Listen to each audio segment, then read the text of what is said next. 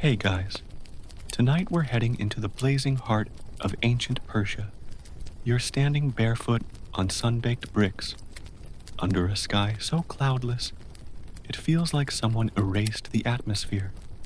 The heat isn't just outside, it's inside your bones, in your breath, in every inch of you. The air doesn't move, the sun doesn't blink, and you've just realized that if you don't find a way to cool down soon, well, let's just say you probably won't survive this. So, before you get comfortable, take a moment to like the video and subscribe, but only if you genuinely enjoy what I do here. And tell me in the comments where you're listening from and what time it is where you are. Now, dim the lights, maybe turn on a fan for that soft background hum, and let's ease into tonight's journey together. You find yourself trudging across the Persian plateau, modern-day Iran. It's the kind of place that cooks eggs on stones and gives camels sunburn. Temperatures can reach 50 degrees Celsius in summer. That's 122 Fahrenheit, for the record. And yet, somehow, people not only lived here thousands of years ago, they thrived. The early Persians weren't just survivalists. They were thermal visionaries. Picture a wide desert with patches of green where oases bloom. Somewhere between Mesopotamia's bustle and the slow whisper of the Silk Road, Persia thrived in cities like Yazd and Kashan. But it wasn't the wealth or the warriors that kept them going. It was architecture, not flashy towers or grand palaces. Their real magic was in staying cool when the world around them was melting. You pass mud brick homes, their thick walls absorbing the day's heat and releasing it slowly overnight. Courtyards wrapped in shade provide escape from the sun. Little pools of water shimmer softly. And everything is designed with one purpose. Don't let the heat win. You duck into one of these houses. The temperature drops instantly. No humming fans, no hummingbirds for that matter. Just silent, intentional air. The walls are 2 feet thick. The windows, tiny and high. Every angle of this home obeys the laws of survival. You take a deep breath, and it feels like someone opened a refrigerator in your chest. And then, you see it. At the center of the courtyard stands a strange tower, narrow and tall, with open slats facing in every direction. It looks like an ancient periscope, or maybe an unfinished minaret. But it's neither. It's the beginning of your education in the ancient Persian art of air conditioning, without wires, without switches, without noise. Historians still argue whether Persia or Egypt invented this specific type of passive cooling structure first. But in this moment, standing here as sweat dries from your neck, you really don't care, because it works, and that's all that matters. Outside, the world is shimmering like a mirage. Inside, you're feeling that subtle, crisp whisper of wind, funneling downward from the tower's opening above. It catches even the smallest breeze, channels it downward, cools it by contact with moist air or underground storage, and breathes it gently through the home. And while this might be your first wind tower, for these folks, it's Tuesday. You wander the neighborhood. Each building has its own variation, some with one wind catcher, others with several.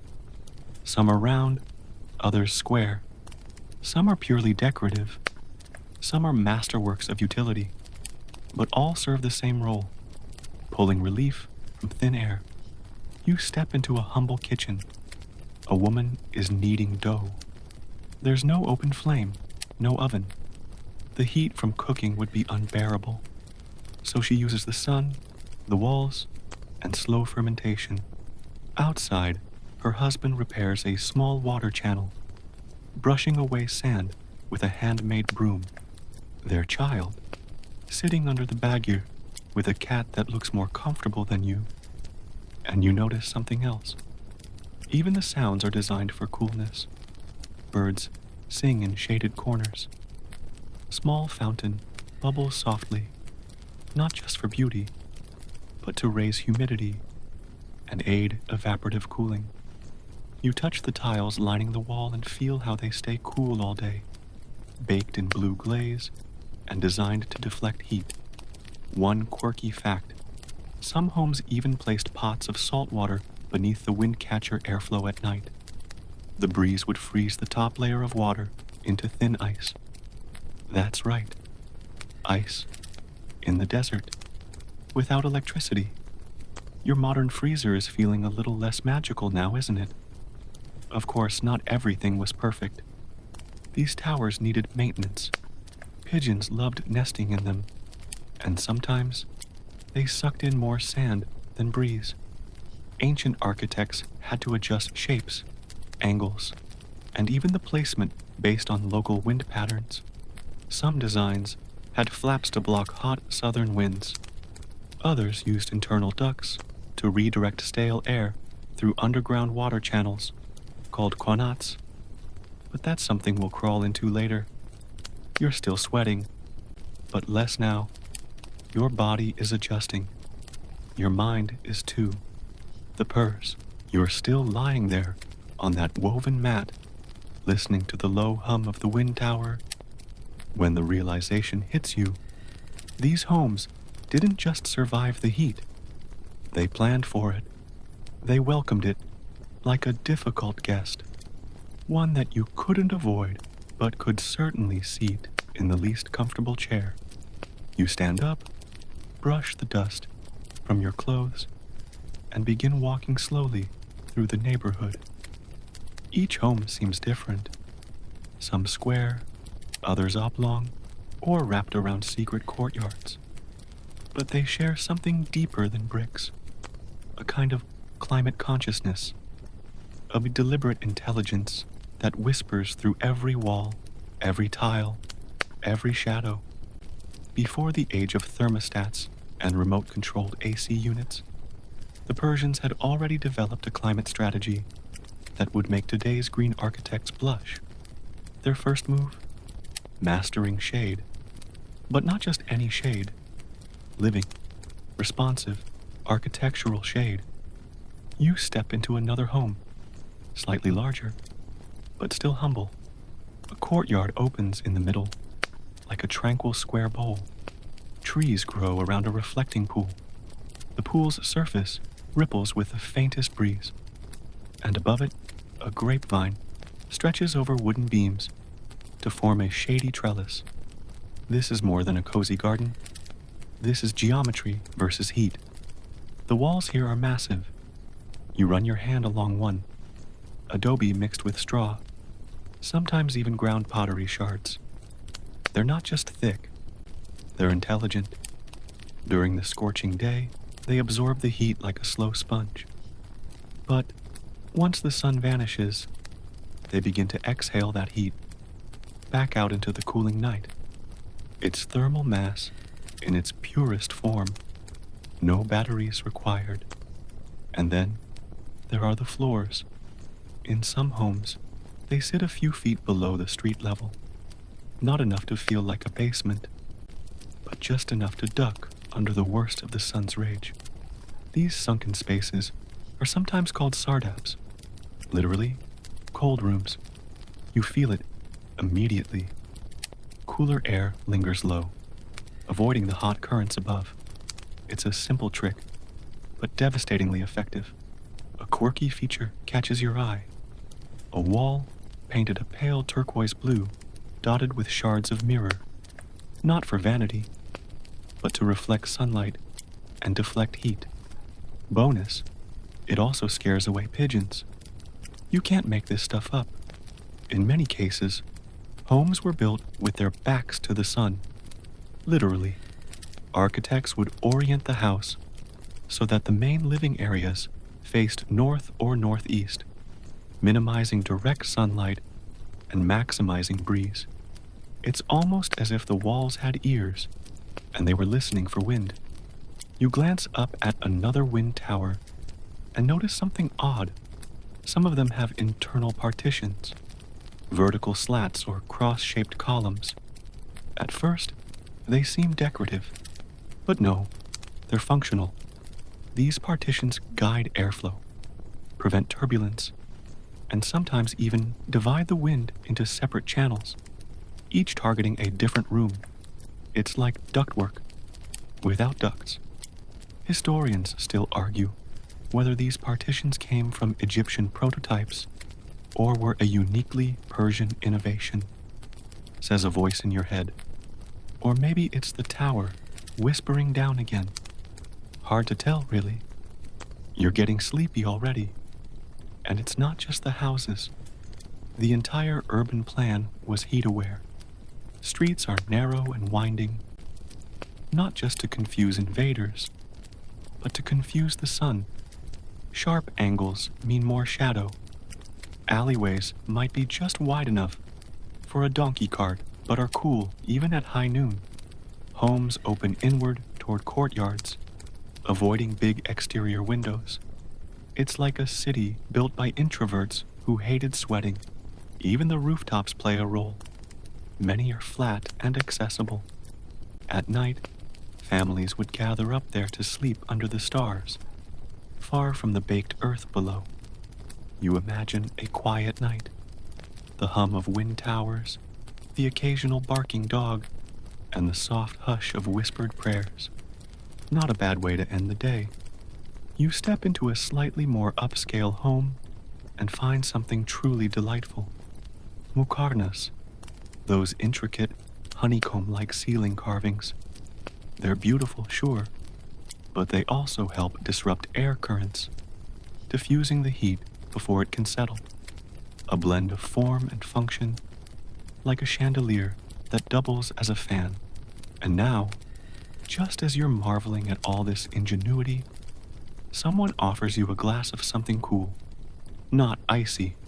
There's no ice yet, but it's chilled from storage underground. The clay jug sweats in your hand. You take a sip. It tastes faintly of herbs and minerals. You've just had your first taste of sharbat, the ancestor of modern sherbet, often stored in clay vessels, buried deep in the earth, or nestled in the shade near qanats. You sit again, this time under a pomegranate tree. Its leaves tremble in the wind, and every now and then, a tiny fruit bounces to the earth with a soft plunk.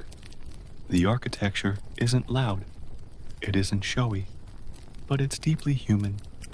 It's a system built not to fight nature, but to dance with it. You begin to understand that architecture here isn't about appearances. It's about comfort, sanity, survival. The thick walls, sunken floors, tiny windows, shaded courtyards, clay jugs, all these things are like puzzle pieces in a master plan. One debate among modern scholars still lingers. Did these cooling techniques spread westward into Mediterranean Europe, influencing later Moorish architecture in Spain and southern Italy? Or were they parallel evolutions, civilizations responding similarly to the same environmental challenges? You shrug. Your glass is empty. Your head is a little lighter. And the wind? It's still whispering. Somewhere in the next section, you'll meet the wind tower that started it all. But for now, you stretch out on the stone bench beside the courtyard pool. The air, filtered through vines and damp tile, is just cool enough to slow your breath. The world softens around the edges. You're half awake, toes grazing the edge of that courtyard pool, when you hear it. A low groan, deep and hollow, drifting down like a ghost exhaling through a pipe. You open your eyes slowly and tilt your head back. There it is again, that whispering moan of moving air. It's coming from the tower. You rise and step toward it. The structure looms above you, taller than any palm tree nearby, with open slats on all four sides. It looks like a chimney turned inside out. A chimney that doesn't release smoke, but pulls in air. This is the legendary Badir, the Persian wind catcher. Standing beneath it, you feel the breeze tug at your clothes. Playful, but firm. Not gusty, not violent, just persistent. You imagine a hand running softly across your shoulder every few seconds. That's what it feels like. You're about to walk away when a boy appears, no older than 10, with dust on his cheeks and mischief in his smile. He gestures for you to follow him, and with a barefoot shuffle, he leads you behind the house, to the base of the tower. It's open. No doors, no ropes, just a narrow stone stairwell spiraling up into the shaft. He points upward, smirking as if to say, "Go on, see for yourself." So, you climb. Step by step, the tower swallows you. The inside walls are smooth, plastered with a chalky mixture that stays cool to the touch. The light fades, the temperature drops, and above you, narrow slits catch glimpses of blue sky. By the time you reach the top, your breath catches, not from exertion, but from awe. You're inside the very lungs of the house. You look out through the slatted openings in every direction. North, south, east, west. Each side is perfectly aligned to catch the prevailing wind, no matter its mood. Some openings are larger, some nearly shut. A clever trick. If the south wind is hot and dry, the family closes that vent and lets the cool northern breeze do the work. And if the air grows still, they can rely on convection, where hot air inside rises and escapes, pulling cooler air up from underground. This isn't just passive cooling. It's air management, centuries before HVAC was a twinkle in anyone's eye. Now the boy points down. You lean carefully over the edge, and your eyes follow the inner chamber of the tower, an open shaft leading straight into the home below. But not just into a room. No, this tower connects to an underground chamber, one designed to stay cold year-round. A sardab, a cellar, often lined with ceramic jars or water basins to cool the air further. And here's where things get interesting. Many of these wind towers weren't solo acts. They were part of a system, tag teaming with underground qanats that ran cool water beneath the home. When the breeze rushed down the Badgir and passed over these water channels, it cooled dramatically through evaporation, a kind of natural air conditioning powered by wind and water alone. You climb back down, heart thudding a little, not from fear, but from the quiet magic of it all. As you emerge, the boy is already tossing a pebble into the courtyard pool, completely unimpressed by your journey. For him, this is just a Tuesday afternoon. Historians still argue whether the earliest wind towers originated in Persia, Egypt, or even farther east, you recall, brushing your hands clean. Some scholars trace them back over 3,000 years, etched into bas-reliefs, or hinted at in Mesopotamian ruins. But Persia perfected them, scaled them, made them an everyday miracle. And the designs? Oh, they vary. Some are tall and narrow, others short and wide. Some use internal wooden blades to steer wind. Some connect directly to underground storage. Some even reverse flow at night, releasing warm air when the desert chills. In the city of Yazd, known as the City of Wind Catchers, you'll find entire skylines pierced by these quiet towers, a forest of stone lungs breathing above mud brick walls. No two are exactly alike, but all serve the same purpose: bring the sky inside and leave the sun out. A quirky innovation you spot on a few badgers, small clay jugs or trays placed beneath the airflow. filled with rosewater or citrus peels. Why? To scent the breeze, of course. Who says ancient air conditioning couldn't smell amazing? And then there's maintenance. Yes, even these towers have their headaches. Birds love them, especially pigeons. Dust builds up. Sometimes, a wayward snake finds its way up the shaft. Families assigned someone, often the youngest, to check the vents, clear out debris, and patch cracks. Imagine being the medieval HVAC repairman, but barefoot and 5 years old. Still, the system endured. When European travelers first visited Persia in the 17th and 18th centuries, they were baffled. Some described the towers as chimneys for catching moonlight, or tall lanterns of the wind. They didn't understand the science, but they felt the chill, and that was enough to spark decades of fascination. You step outside again. The sun is high. The street is quiet. You find a shaded spot beneath the curve of an archway and sit. You can feel the air moving above you, cooler, thinner, calmer, like the city itself is breathing. And you realize something important. This isn't a machine you turn on or off. It's a relationship between house and heat, between wind and wall, between human and horizon.